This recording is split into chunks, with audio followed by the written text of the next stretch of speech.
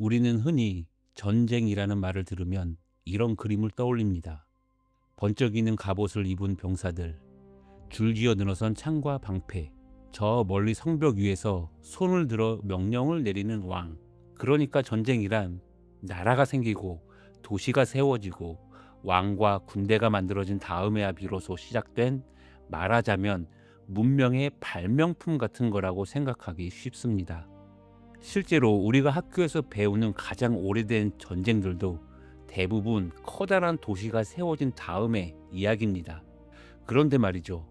여기 그 어떤 도시보다도, 그 어떤 왕보다도, 심지어 인류가 밭에 씨앗을 처음 뿌린 것보다도 훨씬 더 오래전 아주 오싹한 무덤 하나가 있습니다. 이 무덤 속에는 61명의 사람이 잠들어 있는데요. 그중 어떤 사람의 갈비뼈 사이에는 돌로 만든 화살촉이 그대로 박혀 있었고, 또 어떤 사람의 머리뼈는 무언가에 세게 맞아 움푹 뻗어 있었습니다. 이 사람들이 땅에 묻힌 건 지금으로부터 무려 1만 3천 년 전입니다. 세계 최초의 도시가 세워지기도 7천 년이나 전에 누군가는 이미 서로를 향해 화살을 쏘고 있었다는 뜻입니다. 그러니까 오늘 이야기는 인류가 문명을 갖기 훨씬 전에 이미 싸우는 법부터 배웠을지도 모른다는 조금은 서늘한 이야기입니다. 오늘 우리가 찾아갈 곳은 아프리카 북동쪽을 길게 가로지르는 거대한 강, 나일강입니다. 정확히는 지금의 수단이라는 나라의 북쪽 끝, 이집트와 국경이 맞닿은 강가입니다. 이야기를 시작하기 전에 오늘 하루만 이 나일강 유역을 커다란 강가 아파트 단지라고 생각해 주세요. 사막 한가운데를 흐르는 나일강은 물도 있고 물고기도 있고 목을 축이러 짐승들도 모여드는 이 근방에서 유일하게 살만한 동네였습니다. 말하자면 끝없는 사막이라는 황무지 한복판에 딱 한 줄로 길게 늘어선 초호화 리버뷰 아파트였던 셈이죠. 강가의 좋은 자리, 그러니까 물고기가 잘 잡히는 명당 호실 하나를 차지하느냐 마느냐가 곧 우리 가족이 올겨울을 넘기느냐 못 넘기느냐를 결정했습니다. 오늘 우리는 이 강가 아파트에서 벌어진 일을 두고 딱 세 가지를 따라가 볼 겁니다. 첫째, 이 오래된 무덤은 대체 어쩌다 발견됐는가? 둘째, 이 사람들은 정말 싸우다 죽은 게 맞는가? 그리고 셋째, 이것을 정말 인류 최초의 전쟁이라 불러도 되는가? 자, 그럼 1만 3천 년 전의 강가로 함께 걸어가 보겠습니다. 이야기는 뜻밖에도 1960년대의 거대한 공사 현장에서 시작됩니다. 이 무렵 이집트는 나라의 운명을 건 초대형 공사를 시작합니다. 바로 아스완 하이댐이라는 어마어마하게 큰 댐을 짓는 일이었습니다. 이 댐은 나일강에 물을 가둬 홍수를 막고 전기를 만들어줄 이집트의 꿈같은 사업이었죠. 그런데 이 댐이 완성되면 문제가 하나 있었습니다. 댐 위쪽으로 강물이 어마어마하게 차오르면서 나일강을 따라 수천 년 동안 잠들어 있던 옛 유적들이 통째로 물속에 잠겨버리게 된 겁니다. 그래서 전 세계 고고학자들이 급하게 모여듭니다. 물이 차오르기 전에, 잠기기 전에 하나라도 더 파내고 기록하자. 이른바 누비아 구조 발굴이라는 유적을 구해내기 위한 국제 구조대가 꾸려진 거죠. 마치 물이 차오르는 방에서 가족 사진 한 장이라도 더 건지려고 뛰어드는 것처럼요. 그런데 그 시간이 얼마나 아득한 옛날인지 잠깐 감을 잡고 가겠습니다. 1만 3천 년이라는 시간은 한 세대를 25년으로 잡으면 할머니의 할머니의 할머니를 대략 500번쯤 거슬러 올라가야 겨우 닿는 시간입니다. 우리가 어마어마하게 오래됐다고 여기는 이집트의 피라미드를 지은 사람들조차 이 무덤 앞에서는 새까만 후배인 셈이죠. 피라미드보다도 무려 8,000년이나 더 옛날이니까요. 자, 이 구조대 중에 프레드 웬도프라는 미국 고고학자가 있었습니다. 그는 지금의 수단 북부 제벨 사하바라고 불리는 강가 언덕을 조사하다가 얕은 모래 밑에서 무덤 하나를 발견합니다. 나중에 그냥 117 유적지라는 밋밋한 번호가 붙은 이곳에서 웬더프의 팀은 61구의 사람 뼈를 파내게 됩니다. 남자도 있고 여자도 있고 아직 다 자라지도 못한 어린아이의 뼈도 섞여 있었습니다. 처음에 웬도프의 팀은 그저 아주 오래된 공동묘지 하나를 찾았다고 생각했을 겁니다. 사실 이것만 해도 엄청난 발견이었어요. 이 무덤은 세상에서 가장 오래된 공동묘지 가운데 하나였거든요. 사람들이 죽은 이를 아무데나 두지 않고 한자리에 정성껏 모아 묻었다는 뜻이니까요. 죽음을 다루는 마음, 그러니까 우리가 장례라고 부르는 그 마음이 이미 그때 있었다는 증거이기도 합니다. 그런데 뼈를 하나하나 흙에서 꺼내 조심스레 닦아 나가던 연구자들의 표정이 점점 굳어지기 시작합니다. 뼈에 이상한 곳이 보였거든요. 어떤 뼈에는 있어서는 안 될 것이 박혀 있었습니다. 뼈에 박혀 있던 건 돌을 뾰족하게 갈아 만든 화살촉과 창끝이었습니다. 그것도 한두 구가 아니었습니다. 61명 가운데 무려 41명, 그러니까 10명 중 67명 꼴로 몸에 상처의 흔적이 남아 있었습니다. 어떤 사람은 갈비뼈 사이에, 어떤 사람은 팔뼈에, 어떤 사람은 등 쪽에 돌촉이 박혀 있었고, 시신 바로 옆 흙 속에서도 부러진 돌촉 조각이 우수수 쏟아졌습니다. 살은 세월과 함께 썩어 사라지고 단단한 돌촉만 뼈에 남은 거죠. 여기서 중요한 건 이 상처들이 사냥을 하다 실수로 난 게 아니라는 점입니다. 사나운 짐승한테 물린 자국도 높은 곳에서 떨어진 흔적도 아니었어요. 상처의 방향과 모양은 하나같이 사람이 사람을 향해 무기를 겨눈 흔적이었습니다. 그것도 멀리서 쏘는 화살과 던지는 창이 대부분이었죠. 눈앞에서 멱살을 잡고 몸으로 뒤엉킨 게 아니라 어느 정도 거리를 두고 서로에게 무기를 날린 겁니다. 자, 그럼 여기서 가장 궁금한 질문이 남습니다. 대체 왜 1만 3천 년 전 이 강가 사람들은 서로를 향해 화살을 겨눴을까요? 여기서 아까 그 강가 아파트 단지를 다시 떠올려 주세요. 이 무렵 지구는 아주 큰 변화를 겪고 있습니다. 길고 길었던 빙하기가 서서히 끝나가던 시기였거든요. 날씨가 요동치면서 나일강 주변의 땅은 어떤 때는 바싹 마르고 강물도 불었다 줄었다를 어지럽게 반복했습니다.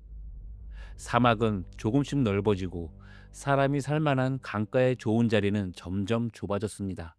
말하자면 아파트 단지 전체가 조금씩 물에 잠기거나 무너져 없어지면서 살 수 있는 호실이 자꾸만 줄어든 겁니다. 예전에는 서로 멀찍이 떨어져 각자 강가에서 물고기를 잡고 살던 여러 무리가 이제는 몇 안 남은 명당짜리로 몰려들 수밖에 없었습니다. 물고기가 잘 잡히는 강구비 하나, 짐승이 물을 마시러 오는 길목 하나가 곧 우리 가족의 생존이 걸린 자리가 된 거죠. 먹을 것은 줄고 사람은 한 곳으로 몰리고 물러설 뒷마당은 없다. 이 세 가지가 겹치면 어떤 시대든 그 마음에 벌어지는 일은 슬프게도 비슷합니다. 어제까지 인사를 나누던 이웃과 이웃 사이에 금이 가기 시작합니다. 숫자를 한번 나란히 세워보겠습니다. 제벨 사하바의 이 무덤은 약 1만 3천 년 전입니다. 흔히 가장 오래된 학살터로 유명한 케냐의 나타로크 유적이 약 1만 년 전, 그리고 인류 최초의 도시라 불리는 메소포타미아의 도시들이 겨우 6천 년 전쯤입니다. 그러니까 제벨 사하바는 그 유명한 나타로크보다도 수천 년, 최초의 도시보다는 무려 7천 년이나 앞선 셈이죠. 이 정도면 인류가 남긴 가장 오래된 집단 폭력의 흔적이라는 별명이 괜히 붙은 게 아닙니다. 그렇다면 이렇게 서로에게 화살을 겨눈 이 사건을 우리는 드디어 인류 최초의 전쟁이라고 불러도 되는 걸까요? 잠시 눈을 감고 상상해 보시겠어요? 만약 여러분이 1만 3천 년 전 이 나일 강가에 살던 한 사람이라면 어땠을까요? 그 해는 유난히 메마른 해였습니다. 강물은 예년보다 눈에 띄게 줄었고 그 물에 걸리는 물고기도 부쩍 적어졌습니다.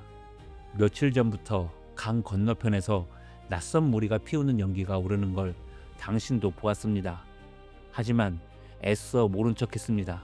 설마 같은 강물을 마시는 사람끼리? 그날 새벽은 유난히 안개가 짙었습니다.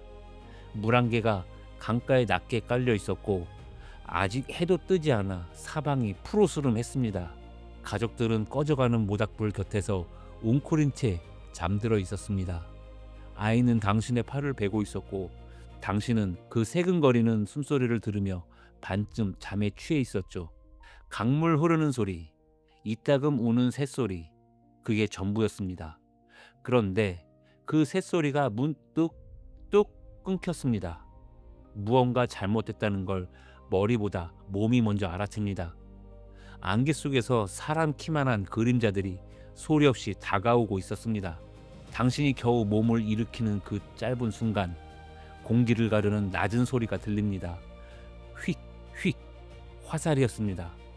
안개를 뚫고 날아든 돌촉이 잠에서 채 깨지도 못한 사람들 사이로 박히기 시작합니다. 비명과 발소리, 사방으로 흩어지는 사람들, 누군가는 강물로 뛰어들고 누군가는 아이를 끌어안고 반대편으로 달립니다. 하지만 물러설 곳이 없습니다. 뒤는 끝없는 사막이고 앞은 화살이 날아오는 강이니까요. 이 좁은 강가 한 줄이 그들이 가진 세상의 전부였습니다. 그리고 얼마 뒤 안개가 걷혔을 때 강가에는 다시 정적이 내려앉았습니다. 살아남은 사람들은 쓰러진 가족 곁으로 천천히 다가갑니다. 그런데 바로 여기서 저는 이 사람들에 대한 마음이 조금 달라졌습니다. 그들은 쓰러진 이를 그 자리에 그냥 버려두지 않았거든요. 얕은 구덩이를 파고 몸을 곱게 옆으로 뉘어 무릎을 가슴 쪽으로 살며시 당겨 안은 자세로 눕혔습니다. 그리고 그 위에 납작한 돌판을 덮어주었습니다.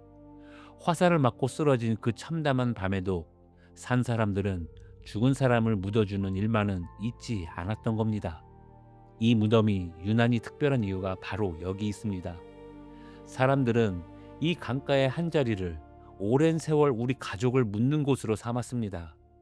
한 번 쓰고 만 게 아니라 세월이 흐르는 동안 이곳을 계속 찾아와 또 묻고 또 묻었다는 뜻이죠. 그래서 오랫동안 학자들은 이 무덤을 이렇게 이해했습니다. 어느 날 두 무리가 이 강가에서 크게 맞붙었고 그 한 번의 큰 싸움에서 61명이 한꺼번에 목숨을 잃어 이곳에 나란히 묻혔다고요. 말하자면 인류 최초의 전쟁에서 쓰러진 사람들의 합동 묘지라는 이야기였습니다. 그런데 2021년 이 뼈들을 다시 꺼내 현미경으로 들여다본 과학자들이 반세기 넘게 믿어온 이 이야기에 조용히 물음표를 붙입니다. 이 재분석을 맡은 건 프랑스의 국립과학연구원과 툴루즈 대학의 연구진이었습니다. 이들은 영국 박물관에 보관돼 있던 제벨 사하바의 뼈를 이번에는 맨눈이 아니라 현미경으로 아주 꼼꼼하게 다시 들여다봤습니다. 그러자 예전에는 놓쳤던 것이 보이기 시작했습니다. 바로 아문 상처였습니다. 상처에는 크게 두 종류가 있습니다.